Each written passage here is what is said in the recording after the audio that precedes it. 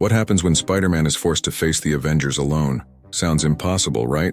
But what if I told you that not only did he survive, but he won? That's right.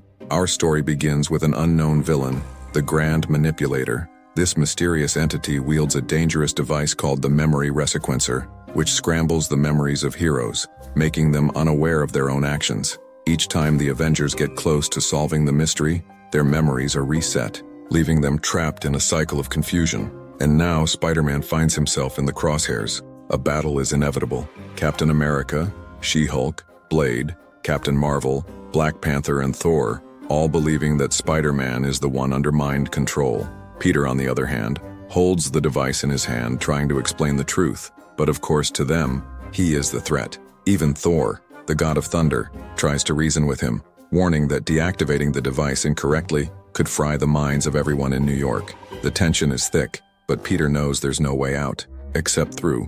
Before they can react, Spidey swings away, but Tony Stark has anticipated this. Iron Man blasts onto the scene, demanding that Peter stand down. But Peter? He was ready for this showdown. Using specially designed webbing, he short-circuits Tony's suit, forcing him to reboot his systems.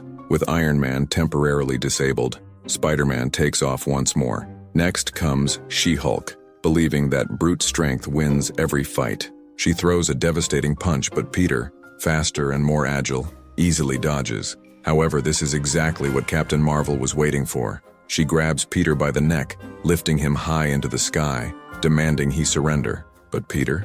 He always has a plan. He tosses a tiny capsule into her mouth. Within seconds, her lungs and throat fill with dissolvable webs, forcing her to let go. She plummets, struggling to breathe, but don't worry, it'll dissolve in 60 seconds. Cap hurls his shield, but Spider-Man not only dodges, it uses it to smash through a window into an abandoned building. Now Peter has the upper hand. Here, where the skies are blocked, the Avengers can't fly or overpower him with aerial strikes. But then Blade appears. Blade doesn't hold back, landing an elbow straight to Peter's chin. But Peter counters, landing a right hook that draws blood. Then just as Blade moves in again, Black Panther joins the fight. Peter's speed and reflexes are pushed to their limit, dodging both warriors' attacks. Even as Blade grabs Peter from behind, the web-slinger smashes his head back into Blade's face, stunning him.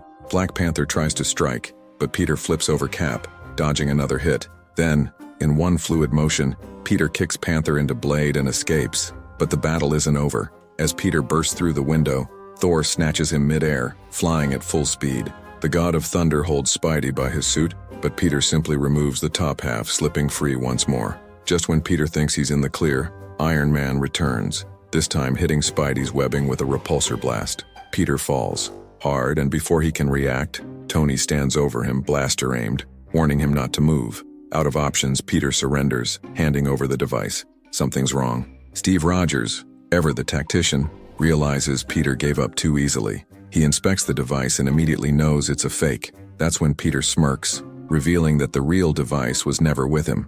Instead, he had already delivered it to a trusted friend. And that friend, they've already freed the Avengers from mental control, but the battle isn't over. Tony analyzes the footage, only to discover something chilling.